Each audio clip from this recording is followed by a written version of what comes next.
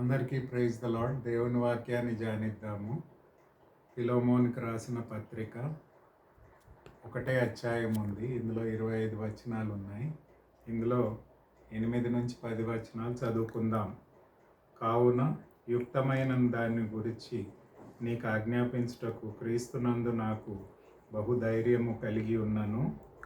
వృద్ధుడను ఇప్పుడు క్రీస్తు యేసు ఖైదీనైన ఉన్న పౌలును నేను ప్రేమను బట్టి వేడుకొనుట మరీ మంచిదనుకొని నా బంధకాల్లో నేను కనిన నా కుమారుడు ఒనీసీమ కొరకు నిన్ను వేడుకొనుచున్నాను. ప్రార్థన చేసుకుందాం. దయగలిగిన ప్రభువా, వాక్యాన్ని బట్టి వందనాలు. వాక్యాన్ని దీవించి ఆత్మీయంగా మా శ్రోతలకు ఆశీర్వాదాన్ని దయచేసి మీరే మహిమ ఘనత ప్రభావాలు పొందుకొనమని నజరేయుడైన యేసు పరిశుద్ధ నామంలో అతి వినయంగా బ్రతిమాలి వేడుకుంటున్నాం తండ్రి. ఆమేన్. ఈ ఫిలోమోనుకి రాసిన పత్రిక అపోస్తలుడైన పౌలు రాశాడు. ఒకటే అధ్యాయము, 25 వచనాలు ఉన్నాయి.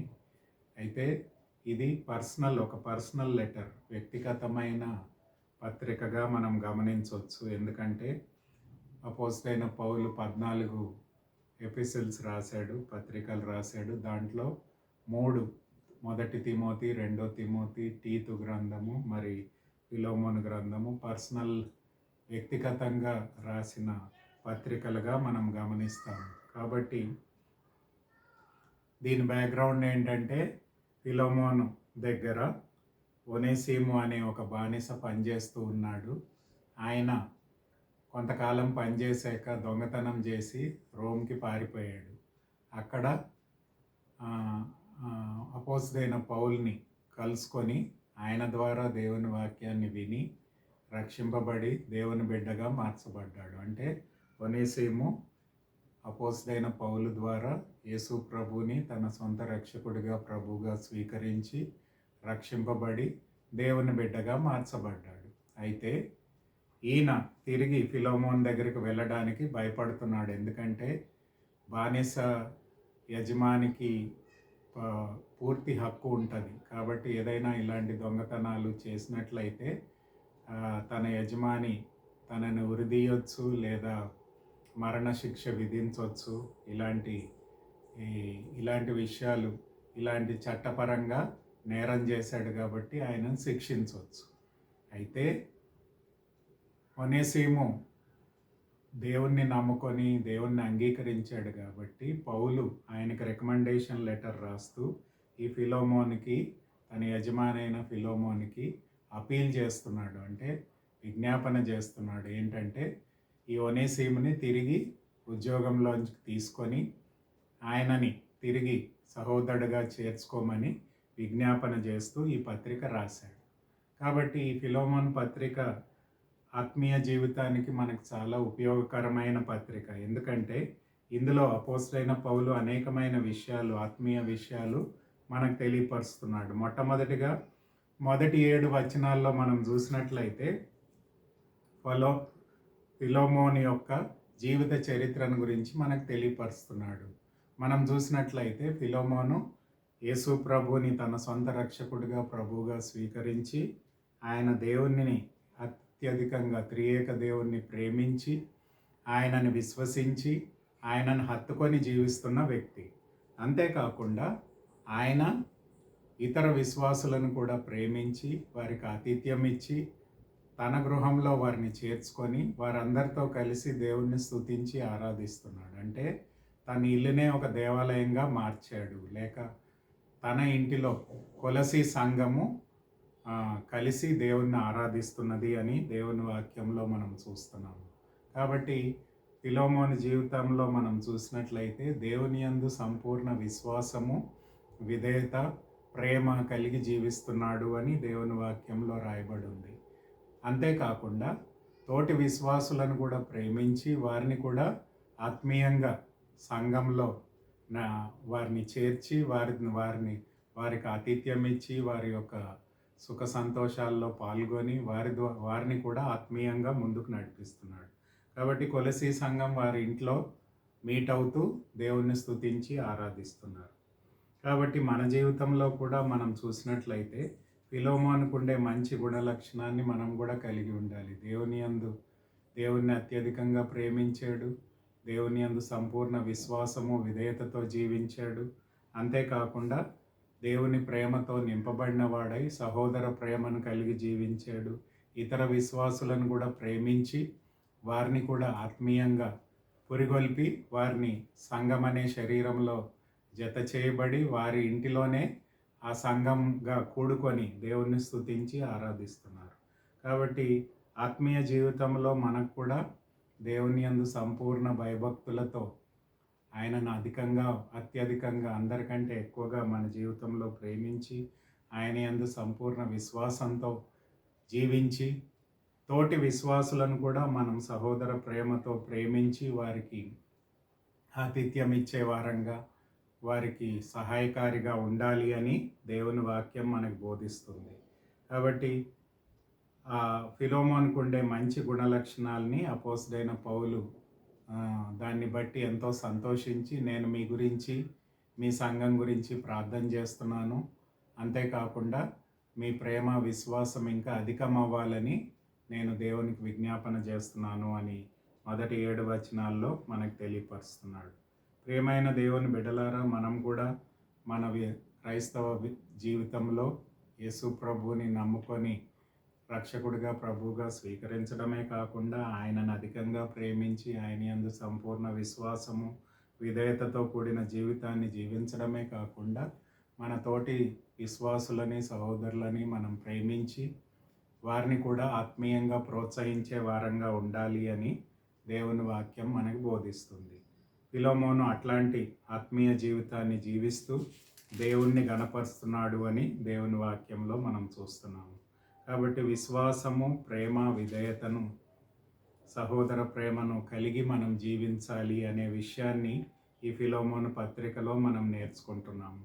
రెండవ విషయం ఏంటంటే, పౌలు ఈ యొక్క ఒనేసిముని తిరిగి ఫిలోమోను యొద్దకు పంపిస్తున్నాడు, లేఖ రాస్తున్నాడు.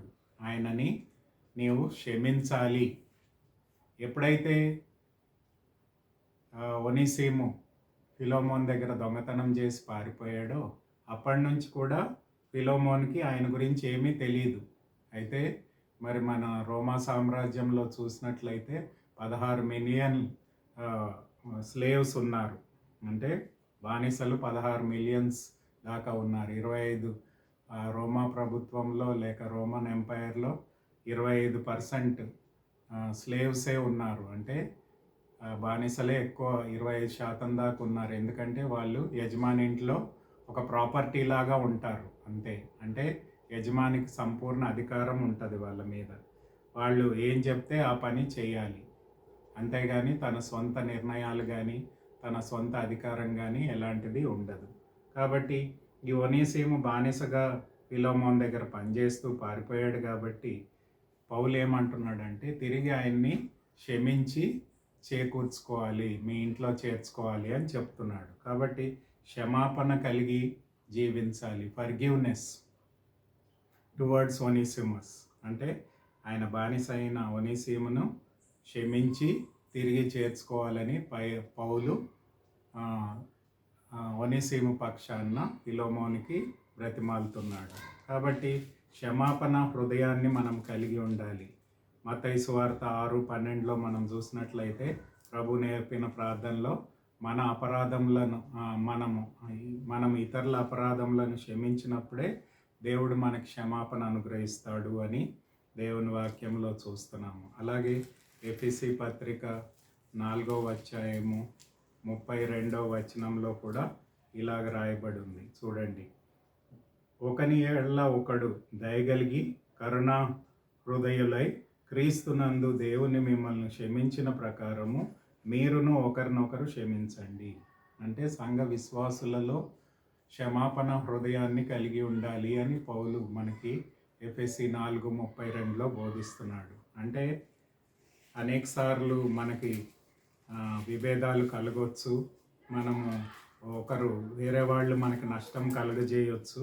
అయినప్పటికీ మనం వారిని క్షమించే వారంగా ఉండాలి అని దేవుని వాక్యం మనకు బోధిస్తుంది. కొలసీ 3:13లో కూడా పౌలు అదే అంశాన్ని మనకు తెలియపరుస్తున్నాడు. ఎవడైనాను తనకి హాని చేసినను ఆ, ఎ- ఆ, ఎవడైనాను తనకి హాని చేసినని యో యో ఒకడు ఒకడి ఎడల ఒకడు మ్, నష్టము. చివరి భాగం చూడండి. ప్రభు మిమ్మల్ని క్షమించిన ప్రకారము మీరును ఇతరులని క్షమించండి. అంటే ఒకరినొకరు ఆ, క్షమించే హృదయాన్ని మనం కలిగి ఉండాలి అని పౌలు మనకు బోధిస్తున్నాడు. అంటే ఫర్గివ్నెస్, ఎప్పుడైతే సహోదర ప్రేమను మనం కలిగి ఉంటామో, మనం ఇతరులు మన పట్ల ఏమన్నా తప్పులు చేసినా మనము వారిని క్షమించే వ్యక్తిగా ఉండాలి అని దేవుని వాక్యం మనకు బోధిస్తుంది. కాబట్టి క్షమాపణ హృదయాన్ని మనం కలిగి ఉండాలి. ఫిలోమోన్ని ఫిలోమోను ఒనీసమును క్షమించాలి. అలాగే ఒనీసీము కూడా మరి తప్పు చేశాడు కాబట్టి తన యొక్క యజమాని అయిన ఫిలోమోన్ని క్షమాపణ కోరాలి. కాబట్టి ఇద్దరూ ఒకరినొకరు క్షమించుకోవాలి. అప్పుడే వారు సహోదర ప్రేమను కనపరిచేవారు అవుతారు, నిజమైన విశ్వాసులుగా ప్రదర్శించుకుంటారు. ఎందుకంటే యేసుప్రభు తన ఈ లోకంలో వచ్చినప్పుడు సిలువలో తన పలికిన మొట్టమొదటి మాట అంటే ఆయన అందరికీ మంచి చేశాడు, కానీ ఆ రోమా ప్రభుత్వం ఆయనని వెలివేసి సిలువ వేసింది. అయితే యేసుప్రభు సిలువలో మొట్టమొదటి మాట ఏమని పలికాడంటే, తండ్రి వీరు ఏం చేయుచున్నారో వీరు ఎరగరు కనుక వీరిని క్షమించండి. కాబట్టి దేవుడు యేసు ప్రభు మన అందరినీ కూడా క్షమించాడు. మన అందరి కోసము ఆయన సిలువలో తను తాను అప్పగించుకొని మరణించి సమాధి చేయబడి తిరిగి లేచి మనందరికీ కూడా రక్షణ, నిత్య జీవాన్ని, పరలోక రాజ్యాన్ని, దేవుని వారసత్వాన్ని అనుగ్రహించాడు. కాబట్టి ఆయన క్షమించాడు గనక మనం కూడా ఆయన ప్రేమను పొందుకున్న వారము, విశ్వాసులంగా ఇతరులను క్షమించే వారంగా ఉండాలి అని దేవుని వాక్యం బోధిస్తుంది.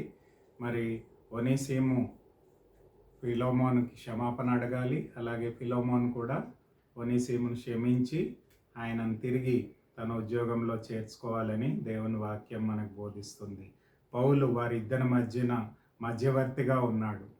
అంటే ఫిలోమోనును ఒనీసిమస్ కలవడానికి పౌలు మధ్యవర్తిగా ఉన్నాడు. కాబట్టి మనం కూడా పాపంలో, మరణంలో పడి ఉన్నప్పుడు యేసు ప్రభు మన మధ్యవర్తిగా ఉండి మనకి దేవునితో సమాధానపరిచాడు అని దేవుని వాక్యం చెప్తుంది. హెబ్రీలకు రాసిన పత్రిక 9వ అధ్యాయము 15వ వచనంలో ఈ విధంగా ఉంది. ఈ హేతువు చేత మొదటి నిబంధన కాలంలో జరిగిన అపరాధముల నుంచి విమోచన కలుగుటకై ఆయన మరణం పొందినందున పిలువబడిన వారు నిత్యమైన స్వాస్యమును కూర్చిన వాగ్దానమును పొందు నిమిత్తము ఆయన కొత్త నిబంధనకి మధ్యవర్తి అయి ఉన్నాడు. మీడియేటర్ యేసు ప్రభు దేవునికి మనకి మధ్యన మధ్యవర్తిగా ఉండి మనకి పాప క్షమాపణ, రక్షణ, నిత్య జీవాన్ని, పరలోక రాజ్యాన్ని, దేవుని వారసత్వాన్ని అనుగ్రహించాడు. అంటే దేవునితో మనం సమాధాన పడడానికి యేసు ప్రభు మధ్యవర్తిగా ఉన్నాడు. అలాగే ఫిలోమోను, ఒనీసిమస్ సమాధాన పడడానికి పౌలు మధ్యవర్తిగా ఉన్నాడు. కాబట్టి యేసు ప్రభు మధ్యవర్తిగా ఉండి మనం దేవునితో సమాధానపరిచాడు కనుక మనం కూడా ఇతరులను క్షమించి వారితో సమాధాన పడాలి అని దేవుని వాక్యం మనకు బోధిస్తుంది. సంఘంలో విశ్వాసుల మధ్యన సమాధానం ఉండాలి. మరి ఒకరినొకరు క్షమించుకోవాలి. ఒకరికొకరు సమాధానంతో జీవించినప్పుడు సంఘం అభివృద్ధి పొందుతుంది అని దేవుని వాక్యం మనకు బోధిస్తుంది. కాబట్టి రీకన్సిలియేషన్ ప్రాముఖ్యమైన విషయము. కాబట్టి విశ్వాసము, ప్రేమ కలిగి ఫిలోమోన్ జీవించాడు. అంతేకాకుండా క్షమాపణ హృదయాన్ని కలిగి జీవించాలి అని పౌలు వారిద్దరికీ బోధిస్తున్నాడు. మనం కూడా ఇతరులను క్షమించే వారంగా ఉండాలి. రీకన్సిలియేషన్, దేవునితో సమాధాన పడాలి, సహోదరులతో కూడా సమాధానంగా జీవించాలి. ఎవరైతే దేవునితో సమాధాన పడతారో, రోమీలకు రాసిన గ్రంథం 5:1 యేసు ప్రభు ద్వారా మనం దేవునితో సమాధాన పడ్డాం కాబట్టి ఆ సమాధానాన్ని మన అంతరంగ జీవితంలో కలిగి ఉండాలి. యోహాను సువార్త 14:27 చెప్తాడు, యేసు ప్రభు నా సమాధానాన్ని మీకు ఇస్తాను అని. అంతేకాకుండా సమాధానపరచు సువార్తను మనం ఇతరులకు బోధించాలి. సంఘంలో విశ్వాసులతో సమాధానంగా జీవించాలి అని దేవుని వాక్యం మనకు బోధిస్తుంది. మూడో విషయం ఏమంటున్నాడంటే పౌలు ఇదే ఫిలోమోన్ గ్రంథం 17వ వచనంలో ఏమంటాడంటే నన్ను ఎలాగైతే నీవు స్వీకరిస్తావో అలాగా ఇలా ఒనిసీమును స్వీకరించాలి అని చెప్తున్నాడు. చూడండి, ఫిలోమోన్కి రాసిన పత్రిక 1వ అధ్యాయం 17వ వచనం. కాబట్టి నీవు నన్ను నీతో పాలివానిగా ఎంచిన ఎడల నన్ను చేర్చుకొనున్నట్లు అతనిని చేర్చుకొనుము. అంటే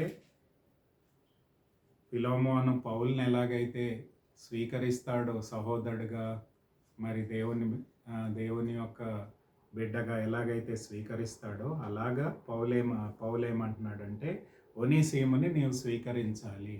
you must receive him as your brother, not like a slave. బానిసగా కాదు కానీ ఆత్మీయ సోదరుడిగా నీవు స్వీకరించాలి. నన్ను ఎలాగైతే స్వీకరిస్తావో అలాగా ఒనీసీముని నీవు స్వీకరించు అని పౌలు ఫిలోమోనికి బోధిస్తున్నాడు.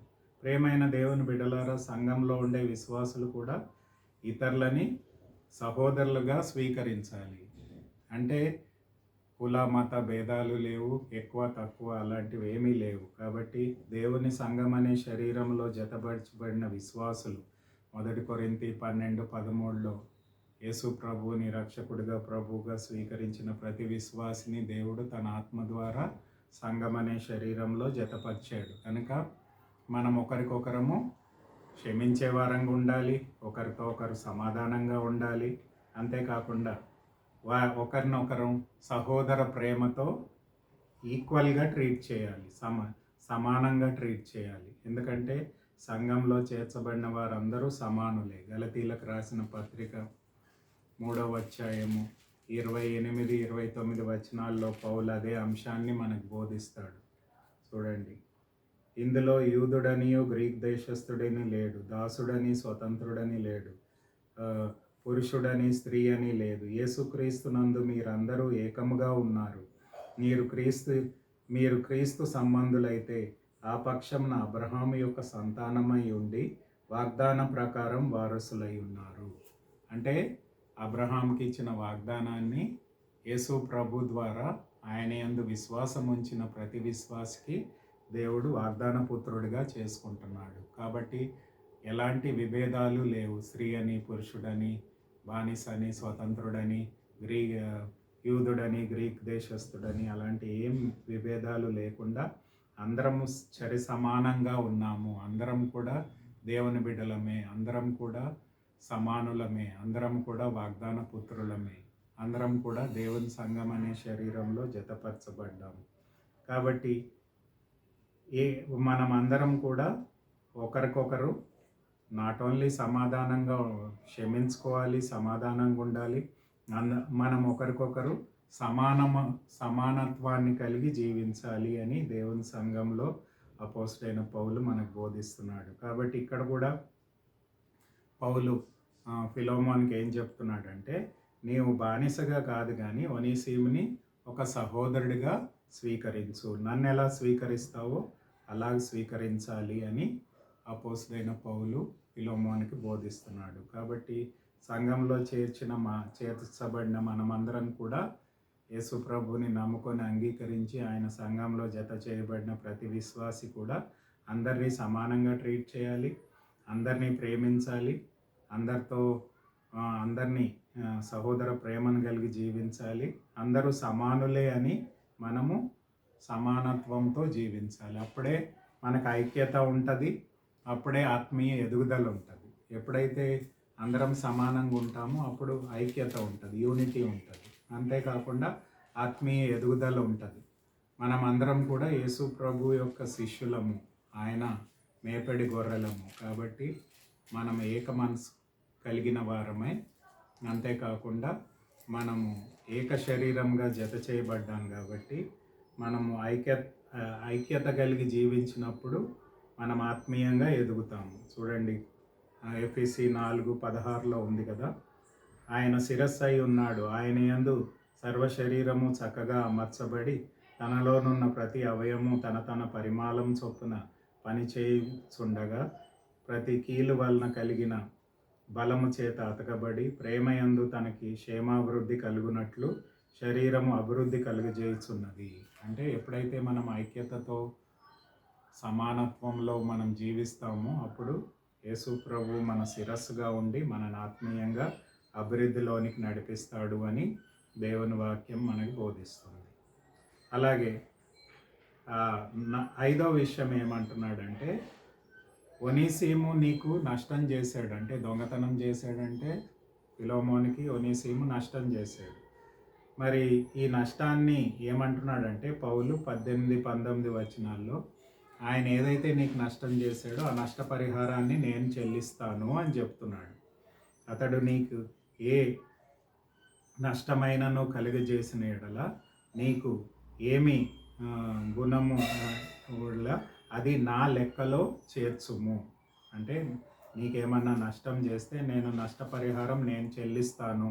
అంటే ఒనీసీముకు బదులుగా పౌలు అంటున్నాడు నష్టపరిహారం నేను చెల్లిస్తాను. అంటే చూడండి, పౌలు he was ready to sacrifice for ఒనీసీమ్. ఒనీసీమ్ కొరకు పౌలు తను తాను త్యాగం చేసుకోవడానికంటే యాక్చువల్లీ నష్టపరిహారము ఒనీసీము ఫిలోమోనికి చెల్లించాలి. కానీ ఇక్కడ పౌలు ఏమంటున్నాడంటే ఒనీసీము చెల్లించాల్సిన నష్టపరిహారము నేను నీకు చెల్లిస్తాను అని చెప్తున్నాడు. మరి మనకు కూడా మన క్రైస్తవ జీవితంలో తెలిసిన విషయమే, మనమందరం కూడా పాపం చేసి దేవుడిచ్చే మహిమను కోల్పోయినప్పుడు యేసు ప్రభు మనకి నష్టపరిహారం చెల్లించాడు కదా. ఆయన సిలువలో తన ప్రాణాన్ని, తన రక్తాన్ని, తన శరీరాన్ని మన కొరకు బలిగా అర్పించుకొని మనకి బదులుగా ఆయన శిక్షను అనుభవించి పాప పరిహారార్థ బలిగా మన కొరకు ఆయన సిలువలో అప్పగింపబడి మరణించి సమాధి చేయబడి తిరిగి లేచి మనకి రక్షణ అనుభవాన్ని దయచేశాడు. అంటే యేసు ప్రభు ద్వారా మనము నీతిమంతులుగా తీర్చబడ్డాము, పరిశుద్ధపరచబడ్డాము, దేవుని బిడ్డలుగా మార్చబడ్డాము, దేవుని యొక్క నిత్య ఆశీర్వాదాలన్నీ కూడా మనం పొందుకున్నాము. అంటే మనకి బదులుగా యేసు ప్రభు మా నష్టపరిహారాన్ని చెల్లించాడు. అలాగే పౌలు కూడా ఇక్కడ ఏమంటున్నాడంటే ఒనీసీమ్కి బదులుగా నేను నష్టపరిహారాన్ని చెల్లిస్తాను.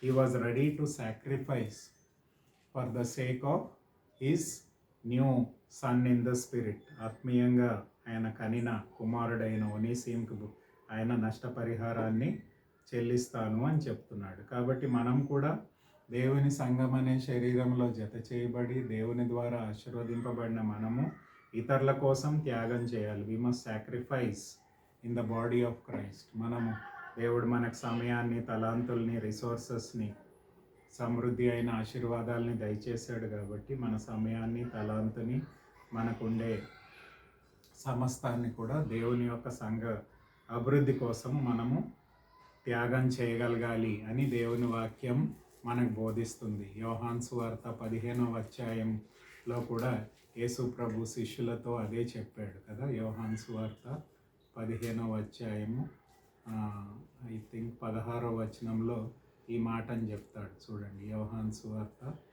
15వ అధ్యాయము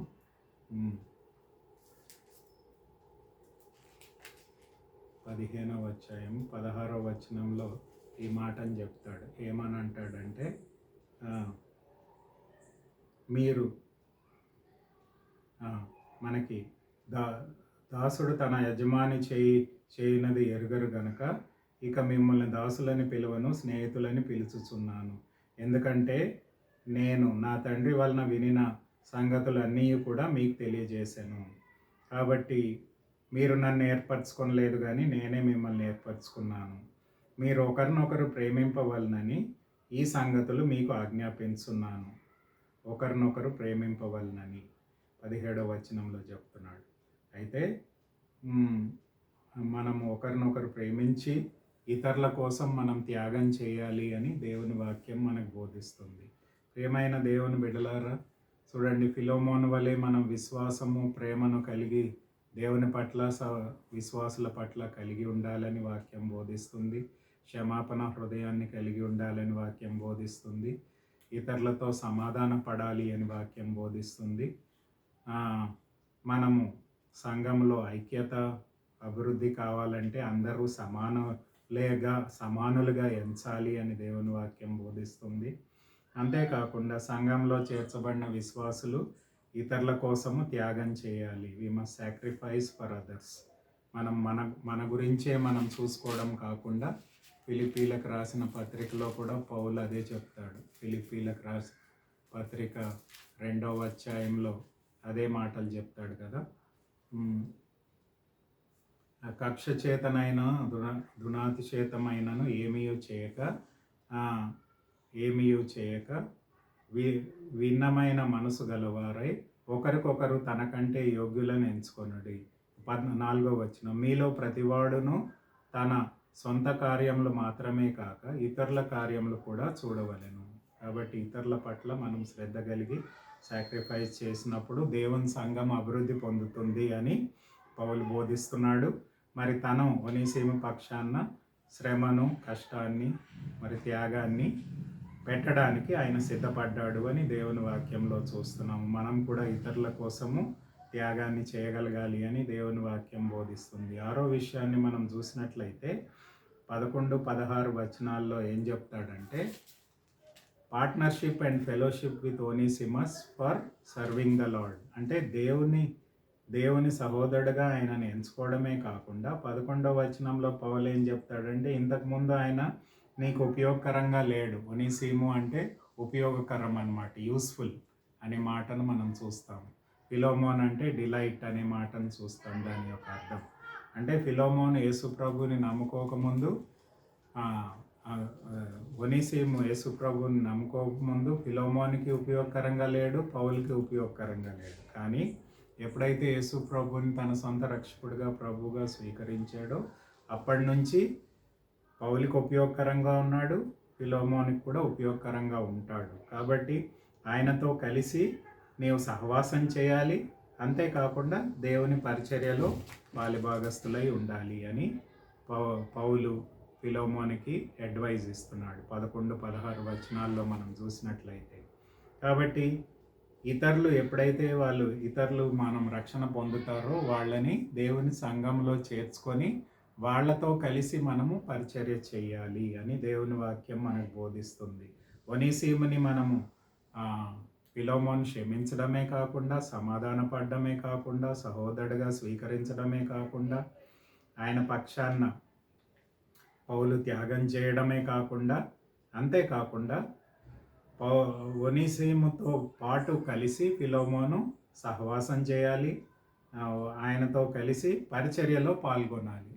they should not only be united in fellowship but they should also partnership in the మినిస్ట్రీలో పాలిభాగస్తులై ఉండాలి. కాబట్టి పౌలు చెప్పేది ఏంటంటే, ఒనేసిము ఉపయోగకరమైన వ్యక్తిగా నీకును నాకును ఉన్నాడు కాబట్టి ఆయనతో మనం చేరి సహవాసం చేయాలి, అంతేకాకుండా దేవుని పరిచర్యలో మనము కలిసి పనిచేయాలి అనే అంశాన్ని ఇక్కడ పౌలు ఫిలోమోనికి బోధిస్తున్నాడు. ప్రియమైన దేవుని బిడ్డలారా, మనం కూడా ఎప్పుడైతే ఇతరులు రక్షింపబడతారో వాళ్ళని సహవాసంలో చేర్చుకొని వాళ్ళతో కలిసి మనం పరిచర్య చేయాలి అని దేవుని వాక్యం చెప్తుంది. చివరిగా 7వ విషయాన్ని ఏం చెప్తున్నాడంటే, క్రిస్టియన్ మెచ్యూరిటీ 6వ వచనంలో చెప్తున్నాడు. నీవు ఇంకనూ యేసు ప్రభు గురించిన విషయాలను తెలుసుకొని అభివృద్ధి పొందాలి అని చెప్తున్నాడు. సమస్త పరిశుద్ధుల నీకు కలిగిన విశ్వాసమును గూర్చి నేను విని నా ప్రార్థనలు నీ నిమిత్తము విజ్ఞాపనలు చేయుచు ఎల్లప్పుడూ నా దేవుడు కృతజ్ఞతాస్తుతులు చెల్లించుచు క్రీస్తుని బట్టి మీ అందున్న ప్రతి శ్రేష్టమైన వరమును విశేషంగా నీవు అనుభవపూర్వకంగా ఎరుగువలనని. చూడండి, అంటే యేసు ప్రభువుని ఇంకా ఎక్కువగా తెలుసుకోవాలి, ఆయన వరాలు పొందాలి, ఆయన శక్తిని పొందాలి, ఆయన జ్ఞానాన్ని పొందాలి, ఆయన యొక్క పరిపూర్ణతలోనికి నీవు ఎదగాలని నేను మీ గురించి, మీ సంఘస్థుల గురించి ప్రార్థన చేస్తున్నాను అని చెప్తున్నాడు. కాబట్టి యేసు ప్రభు రెండోసారి రానై ఉన్నాడు కాబట్టి ఆయన రాకడ కోసం మనం ఎదురు చూసే వారంగా, అంతేకాకుండా ఆత్మీయమైన పరిపూర్ణతలోనికి ఎదిగే వారంగా ఉన్నప్పుడే మనము ఆయన రాకడలో మనం కలుసుకొని ఆయనతో పాటు నిత్యం ఉండడానికి దేవుడు మనని ఏర్పాటు చేసుకున్నాడు. కాబట్టి రోమేలుకి రాసిన గ్రంథం 8:29, మొదటి యోహాను 3:2లో మనం చూసినట్లయితే యేసు ప్రభు యొక్క పరిపూర్ణతలోనికి మనం ఎదగాలి. క్రిస్టియన్ మెచ్యూరిటీలోనికి మనం ఎదగాలి. పౌలు కోరేది ఏంటంటే ఫిలోమోను విశ్వాసము, ప్రేమ కలిగి జీవించడమే కాకుండా యేసు ప్రభు రాకడ వరకు ఆయన సిద్ధపడి, అంటే దేవుని యొక్క వరాలు, దేవుని యొక్క ఆశీర్వాదాలు, దేవుని యొక్క పరిపూర్ణతలోనికి ఎదగాలి అని నేను ప్రార్థన చేస్తున్నాను అని చెప్తున్నాడు. కాబట్టి సంఘంలో చేర్చబడిన విశ్వాసులు యేసు ప్రభులో పరిపూర్ణులు కావాలి అని దేవుని వాక్యం చెప్తుంది. కొండ మీద ప్రసంగంలో యేసు ప్రభు కూడా అదే చెప్పాడు. మత్తయి సువార్త 5:45లో ఏమంటాడంటే, దేవుడు పరిపూర్ణుడై ఉన్నాడు కాబట్టి మీరును పరిపూర్ణులుగా చేయబడాలి అని దేవుని వాక్యంలో మనకు చెప్తున్నాడు. మత్తయి సువార్త 5వ అధ్యాయము 45వ వచనంలో 48వ వచనంలో, మీ పరలోకపు తండ్రి పరిపూర్ణుడు గనక మీరును పరిపూర్ణులై ఉండెదరు. మీ పరలోకపు తండ్రి పరిపూర్ణుడు గనక మీరును పరిపూర్ణులుగా ఉండెదరు. కాబట్టి పరిపూర్ణతలోనికి రావాలని యేసు ప్రభు కొండ మీద ప్రసంగంలో చెప్పాడు. పౌలు కూడా అదే అంశాన్ని ఫిలోమోనుకి చెప్తున్నాడు. ఆత్మీయ పరిపూర్ణతలోనికి నీవు ఎదగడానికి నేను మీ గురించి ప్రార్థన చేస్తున్నాను అని చెప్పాడు. కాబట్టి 7 గుణలక్షణాలు మనం ఫిలోమోను గ్రంథంలో నేర్చుకుంటున్నాము. విశ్వాసము, ప్రేమ దేవుని పట్ల, విశ్వాసుల పట్ల మనం ప్రదర్శించాలి. ఇతరులను క్షమించే హృదయాన్ని కలిగి ఉండాలి. దేవునితో సమాధాన పడాలి. విశ్వాసులతో మరి తోటి సమాజంతో సమాధానంగా జీవించడానికి మనం ప్రయాసపడాలి. మరి ఇతర విశ్వాసులని సహోదరులుగా మనం స్వీకరించి సమానత్వాన్ని కలిగి జీవించాలి. అప్పుడే ఆత్మీయ ఐక్యత, అభివృద్ధి మనం పొందుకుంటాము. మరి సంఘం కోసము మనం త్యాగం చేయాలి, సాక్రిఫైస్ చేయాలి. అప్పుడు సంఘం అభివృద్ధి పొందుతుంది. ఇతర విశ్వాసులతో కలిసి మనము దేవుని యొక్క పరిచర్యలో ముందుకు సాగాలి. అంతేకాకుండా మనమందరం కూడా ఆత్మీయ పరిపూర్ణతలోనికి రావాలి అని దేవుని వాక్యం బోధిస్తుంది. అలాంటి జీవితాన్ని మనం కలిగి ఉన్నప్పుడు దేవుడు మనని బట్టి సంతోషించడమే కాకుండా మనని, మన సంఘాన్ని, పరిచర్యని ఆశీర్వదిస్తాడు. ప్రార్థన చేసుకుందాం.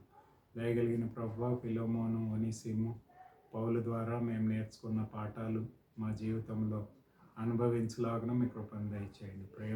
విశ్వాసము, ప్రేమ మీ పట్ల, విశ్వాసుల పట్ల మేము కలిగి ఉండడానికి మాకు సహాయం చేయండి. ప్రభువా, క్షమాపణ హృదయాన్ని మాకు దయచేయండి. అదే దేవునితోనూ, విశ్వాసులతోనూ, ఇతరులతోనూ సమాధానపరచబడే జీవితాన్ని మాకు దయచేయండి. ఇతరులని సమానులుగా, తోటి సహోదరులుగా ఎంచడానికి మాకు సహాయం చేయండి. ఇతరులతో కలిసి పరిచర్య చేయడానికి మాకు సహాయం చేయండి. ఆత్మీయ పరిపూర్ణతలోనికి ఎదగడానికి మాకు సహాయం చేయండి. ఇతరుల కోసం త్యాగం చేసి మీ యొక్క సంఘ అభివృద్ధిని ప్రయాసపడడానికి మాకు సహాయం చేయండి. ఈ వాక్యాన్ని దీవించి నీరు కట్టి ఫలింపజేసి మీ నామానికి మహిమ పొందమని మీకే కృతజ్ఞతాస్తుతులు చెల్లిస్తూ నజరేయుడైన యేసు పరిశుద్ధ నామంలో అతి వినయంగా బ్రతిమాలి వేడుకొంచున్నాం తండ్రి. ఆమేన్.